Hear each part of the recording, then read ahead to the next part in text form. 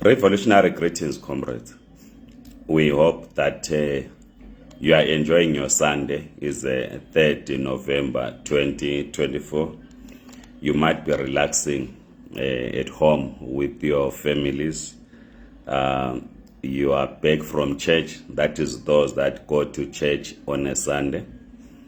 We hope that comrades are back from political school. Those that attend morning political schools. We continue discussing the issue of elections in Zimbabwe, and I want to welcome all of you who have joined us. In our last discussion, we said that ZANU-PF will be defeated in an election, and we really appreciate your input.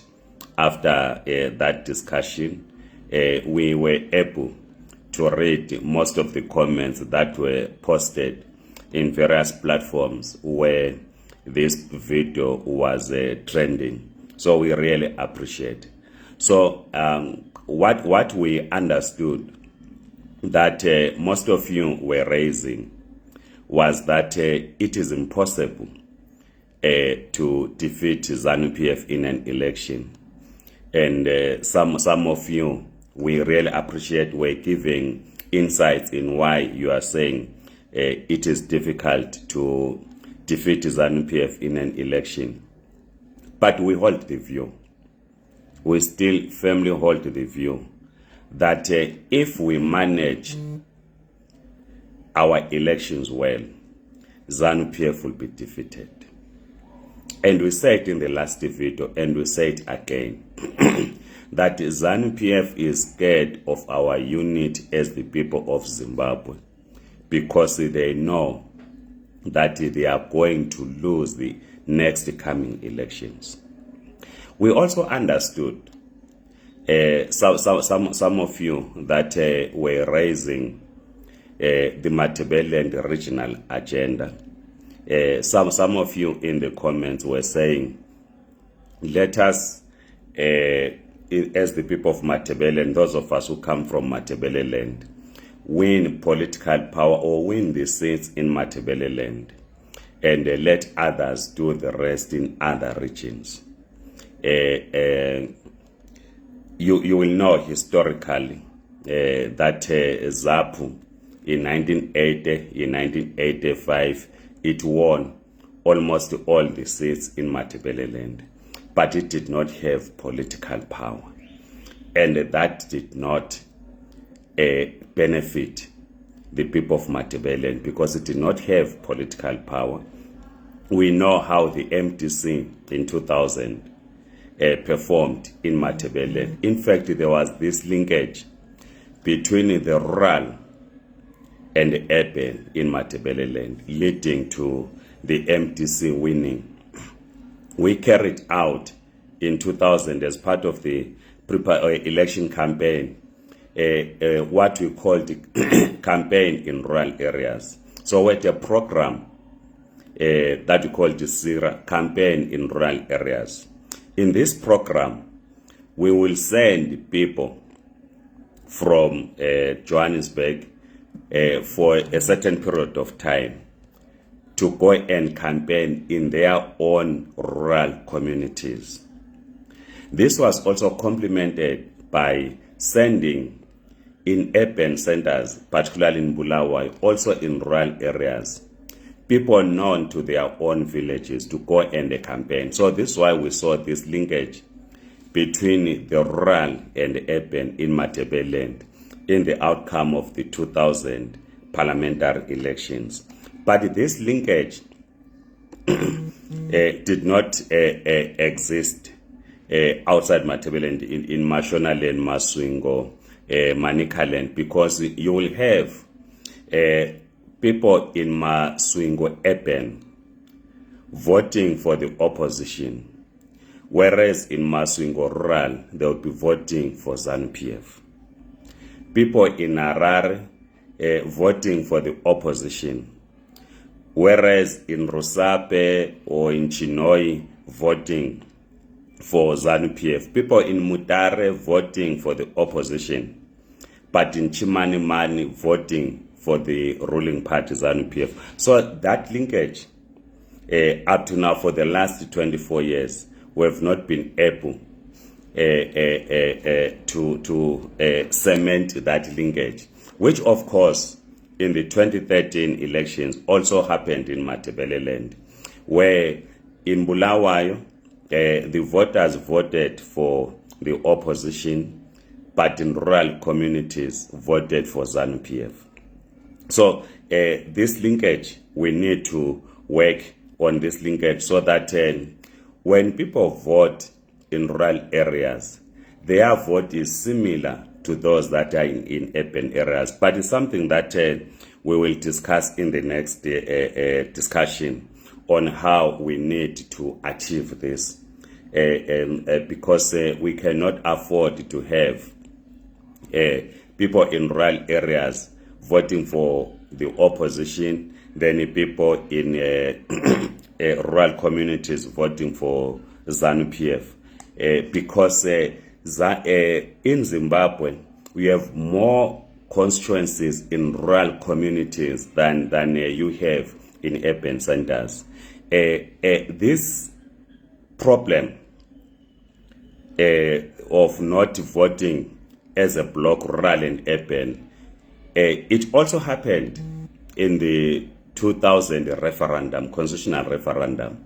If you study the constitutional referendum, you will realize that while the opposition won the no vote, because Zimbabwe was one constituency in the referendum, if the referendum was outcome was determined in terms of the constituencies, the yes vote was going to prevail because ZANU-PF was going to win. But because Zimbabwe was one constituency, so there's this challenge, which I'm saying we'll discuss in the next presentation, where the people in rural areas vote different from the people in urban areas. But let's then get to election management itself, because we argue, as we argued in the last video, that you can defeat, and the ZANU-PF will be defeated in the next election only if we do some of the following. We have no doubt in our minds that in an election ZANU-PF is going to be defeated. The first point that we must address, if we are to win through an election, if we are going to resolve our political, economic, and social crisis through an election, is that we must have political structures in communities. We must have cells, political cells, party branches in communities. You cannot, or we cannot win an election if we do not have structures in communities, because structures are key in carrying out the campaign. You can't go to a village where there are no political structures and expect to win. I saw this when I was campaigning in 2013. We were struggling to build structures in the farming communities where people had been recycled. If you know Umzingwane, ungahamba Mausa Tollgate lana eScotini, emaplazini lana we-Falcon College. We were struggling to get people to join, first of all, to join EMTC at the time, meaning that we would struggle in such farming communities to set up political structures, which then links to what I'll talk about later, armor pulling agents. We observed this again in Caesar North. It's a farming community. That constituency in Caesar North is more of a farming community. Abantu barisekla ngo 2000 and thereafter. So if you do not have structures there, it becomes a serious challenge. We traveled to my farming community. If you are driving to Plumtree, a factory, that side, Imatopo constituency will take ama farming communities, Lemangwe, kuma farming communities who were also struggling to set up political structures, even to identify a candidate. You know, in 2013, I was called to the MTC office. I was sent to Chiretse specifically to go and recruit a candidate. It's something that I did in Chiretse. Now, if you know, you are going towards Masingo from Bedbridge, uthiwa Ngundu, then you turn right if you are coming from Bedbridge. Uye Chapumfula, uthiwa Ngusabe River, I think, those areas there. I was asked to go and hunt, recruit for a candidate. And this is what in the other farming communities were doing. You go and recruit a person to be a candidate. And this recruitment that we're doing, because ordinarily, a person must join a political party or a political movement, buy a membership card.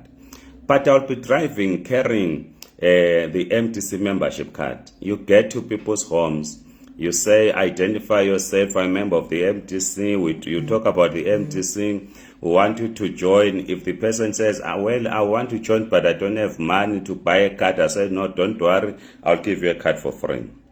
Right? And then once I've signed this person as a member, remember this person did not pay a single cent. Once this person has been recruited, I will then say, look, what if you become our council candidate in this community? Because we had no political structures. So this person is the first time to hear about the MTC. I recruit this person into the MTC. They do not have money to buy a card.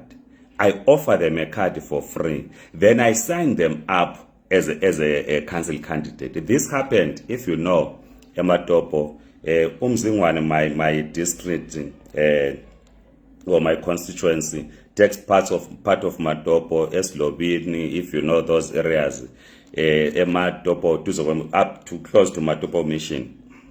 Ward 9. I recruited a person who was not a member of the MTC, right? This female comrade I recruited her. She did not even sign to be a member of the MTC. She did not even pay. I gave her the card. I then signed her, asked her to be a candidate, council candidate. Fortunately, she went on to win being a councillor. So, you see the desperation in communities if you have no political structures. So, it is critical that political structures should not be organized or established on the eve of an election. Political structures must be organized way ahead of the election. So that's number one. So the issue of political structures is key in winning an election in Zimbabwe. Number two, political campaign messaging. If your message does not link with the daily people's struggles, you are not going to win. This link to number three. If you go to a community, awazi kumbabala diba lenkomo, kumbabala sporane, awazi lutho. When you simply get to a community, you tell them about your party manifesto. Your party manifesto, you talk about agriculture, you talk about international issues, issues that are not their daily challenges. Bona iproblem abalayo ukuthi isikotho sethu sifile asilamanzi. Amadama achile asilamanzi. Inkomo zethu senza njani? Inkomo zethu ziyacuba. You don't relate to community challenges. So if your messaging does not relate to what a community is going through in terms of their daily struggles, we have to go, people will come to a oral. And the tendency that we have done is that when we go and organize people for a rally. In 2013, we used to, from 2011 to 2013, in our rallies in the MTC, we would prepare meals, silala sibophela inkomo, abamba besihlabethi silala sibophela inkomo to attract people. We would slaughter that beast in a rally. People would come for meat in a community because it's a rally. They see kuba somlilo, wa cooking, kule nkomo ebotshelwe esihlahleni, the community slaughter the beast. People will come even if they are not your members. Right? You have t-shirts and so forth, which I will talk about. People will come and take those t-shirts, but they are not your members. Right? And nxa sibabizile rallying, the mistake that we have been doing, we come and deliver a political message to them. We never listened to them. Right? So it is critical that if we are to win through an election, we must organize public meetings where we go and listen to the people as opposed to us going to tell the people about ourselves. But it's important to listen. Hlala sithi thina as communists that one of the critical things a communist must do is to have the art of breaking down the message to a person who level of that particular community or a person. Because if I go to a community, say Gondolwane, gather abantu abadala, and then I start talking about Karl Marx, and abadala bazathi lapha kuhamba njani, they will only be listening but babengezwe. And I will leave the meeting sesiyawenza i-postmortem abantu bebegcwele mabhena lobani, your messages were spot on, but our messages did not relate to the people. So it's important that we listen in public meetings what people are saying.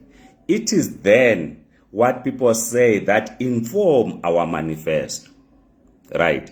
Because once you have listened to the people, you then draw up your manifesto. Then people begin to identify with the organization or the political party or political movement because they believe they own it.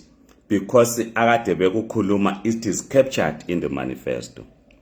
The third point that we must do if we are to defeat ZANU PF in an election is that the candidates for local government, that is councillors, parliamentary candidates or senators, must be community based. Kube ngama candidate asuka endaweni kumbe ama candidate asuka ebantwini, ngama candidate our community. For the last 24 years, what we have been doing in the opposition is to have what we call tourist MPs. We will sit in Bulawayo. We decide, I want to buy candidate le, want to buy candidate le. We then go there and inform the people. Oguti, this is your candidate. And we organize, even if we carry out or organize primary elections, one is elected through a primary election inside the party. The people that elect are the structures. In most cases, they are few. There is no community participation in most cases in the selection of candidates. This is why we also saw the recalling of some candidates, because other people said, no. These candidates were imposed in Bulawayo, hence the rise of Uchabang. Right? So candidates must be from the community. The community must have the power to say, a community owner, in this ward 4, where I come from, Mzingwan, that covers Mbizingo and says Doyana, Bonjeni, Entabene Mnyama, and so forth. It is the people that must decide ukuthi thina for ukansila, this is the person esisebenza laye emakhaya, esihlala laye, And if this person becomes a council candidate, we are going to vote for the party. Same with the member of parliament. A candidate for member of parliament must come from the community, must not be imposed. So the people will then know ukuthi le yi candidate yet nguye umuntu esifuna ukuthi simfake umuntu lo ayise represent, right? Then the people will vote for the council candidate, for the MP candidate. This then benefits the party, because if people vote for the council candidate, they vote for the MP candidate, they will indeed vote for the presidential candidate, and the presidential candidate must also come from the community. Zimbabwe is a community on its own, so that the people, but this person has emerged from us as the community, and we want this person to be our servant as the president of the Republic of Zimbabwe. Then they vote.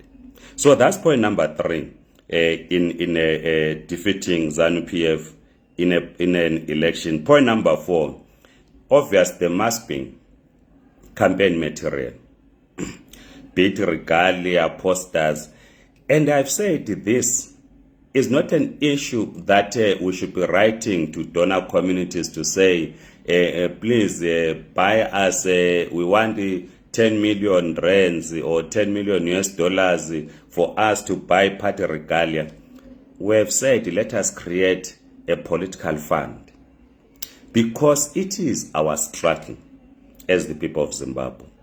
So if whether annually or monthly we agree that we contribute a minimum of 10 rand to the political fund, it is this money that will then purchase party regalia, so that because party regalia is key in an election. Posters, flyers, they've got messaging. If you drive around, you see posters,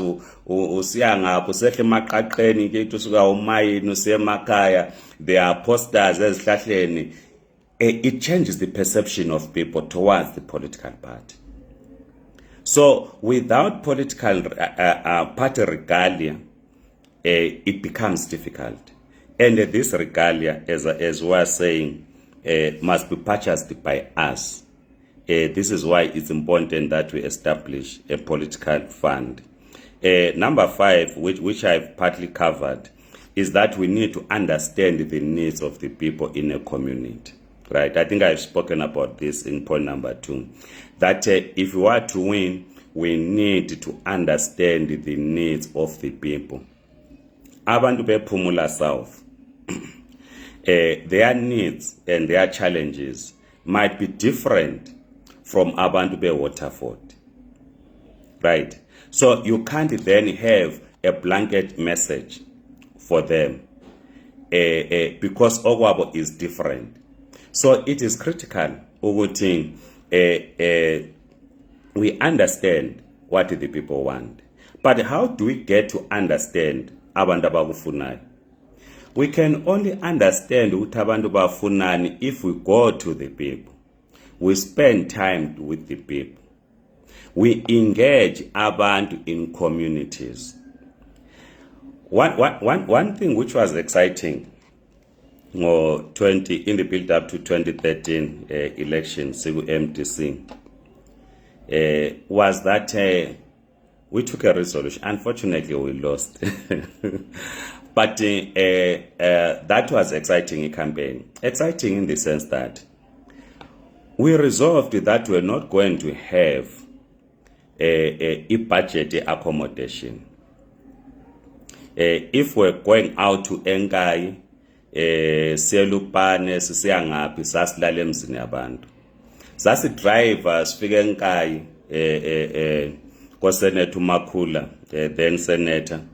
Sifike khonapho sibiza abantu spend the weekend semzini wakhe.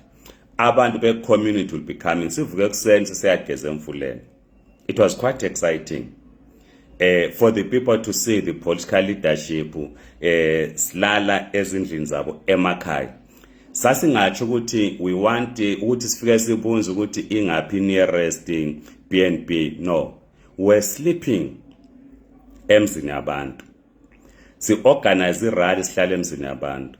Mina I have slept emzini yabantu indawo eziningi ngesikhathi secampaign.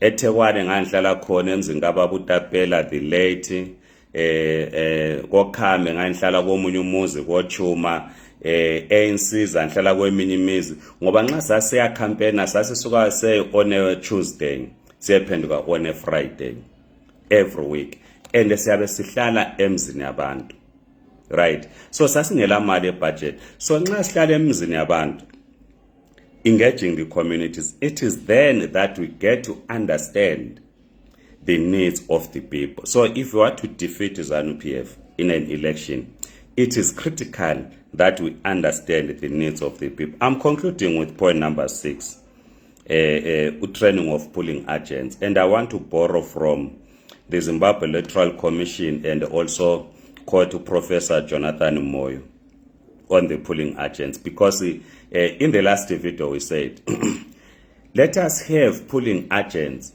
in every polling station.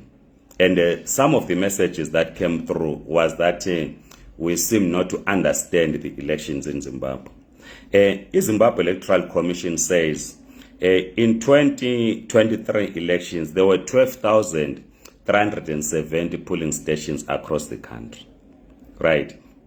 So if a party must have 3 polling agents in all the polling stations, it means the party must train about 37,110 polling agents. I did not do a breakdown. Nyabonu comrade Mfanelo Spanda, lo comrade Mhloniphani Ncube, they are here. Their interest is only in Twaga. So I did not do a breakdown, which we can do later on. Uguting Imatebele and the part of Midlands, Matebele North, South, Bulawayo, part of Midlands, how many polling stations for those that are contesting in the regional elections. But I simply took the entire Zimbabwe. So you need 37,110 polling agents. Where do these people come from? They come from the party structures. So if you have no party structures, you will not have polling agents. You will not cover every polling station, polling agents. And if you do not have polling agents, this is where then rigging happens. So Professor Jonathan, before I talk about what Professor Jonathan Moyo says, if I was calculating, if you are training 37,110 polling agents, and you need to deploy them on the days of my elections, let's say at the very minimum, each person gets $10 for the purposes of their airtime, for the food, and so forth, right, to ukukata vote. You need $371,100. And where does this money come from? It must come from us, the political fund that I spoke about. Because if you do not do so, your votes are going to be rigged in a polling station because you do not have your own polling agents. You did not train them, right? You failed to train and deploy them to all polling stations. So Professor Jonathan Moyo then says in 2018, there were 10,985 polling stations. He says the MTC Alliance failed to deploy in at least 518 polling stations, right? So if out of 10,985 polling stations, you fail to deploy in 518, and let's assume the minimum voters in a polling station is 300, that number will be multiplied by 10 because they are not there. They will say about customer vote lapha in this polling station, there are 3,000, and the 99% voted for ZANU-PF. That's how then rigging happens in an election if you do not deploy polling agents. Then Professor Moyo says in 2023, I mean to say, CCC failed to deploy polling agents in at least 2,500 polling stations. I've already said, according to ZEC, it said 12,370 polling stations. Of course, Professor Jonathan Moyo says there were 12,374. So I'm not sure which is which. But what is key is that he says Triple C failed to deploy in at least 2,500 polling stations, agents. And I've already said, if in each polling station, abantu abavotayo, they are 300, ZANU PF will simply say 3,000. And we all know what then this means. This is how then the election get rigged on election day, because ordinarily an election cannot be rigged on an election day. Because if you have your polling agents that we have spoken about, nxa amabhokisi efika okuvota aba inspected by ama-polling agents. Kuqala ukuvotwa sonke esiphosela khona phana ukuthi intambama they seal, ba counte, ba sign results, then they are plugged outside the polling station, and every polling agent will agree with the outcome in that particular polling station. This is why the issue of V11 forms becomes very key. So if you do not have polling agents, as what Professor Jonathan Moore says in 2023 in 2,500 polling stations, then you will not be able to prove that an election was rigged, because awulawa ama-locals and V11 forms from 2,500. And this is where rigging happens. In the next discussion, we'll then talk about how an election is rigged outside election day, because it's also key, and how we can avoid that rigging.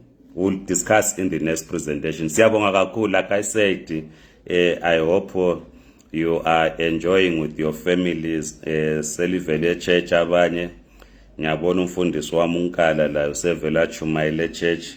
Nthemba lonke li right lama families enu. Please enjoy your Sunday. I know kulabanye thina sithanda ibhora lana mathi mahlale edliwe sizawahleka imba esedliwe. Otherwise, have a great afternoon. Goodbye.